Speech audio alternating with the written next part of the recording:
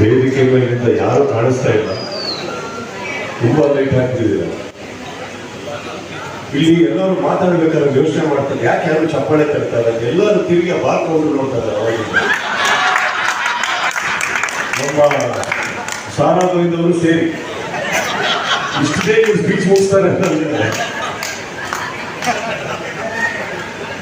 ಐಟು ಆ ಮೀಟು ಹೇಗೆ ಈ ವೇದಿಕೆ ಅದಕ್ಕಲ್ಲ. ಫಸ್ಟ್ ಆಫ್ ಆಲ್ ಒಂದು ಏರ್ಪಾಟ್ ಮಾಡೋದ್ರಲ್ಲಿ ಒಂದು ರೆಸ್ಪಾನ್ಸಿಬಿಲಿಟಿ ಇರುತ್ತೆ.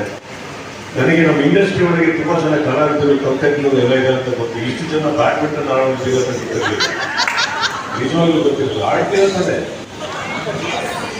ಶ್ರೀಲಂಕಾ ಕಿಟಿನೂ ಆಡ್ತಾರ, ಸುಜನ್ ಆಡ್ತಾರ, ಸುಜನ್ ಆಟ ಆಡ್ತಾರೆ ಗೊತ್ತು.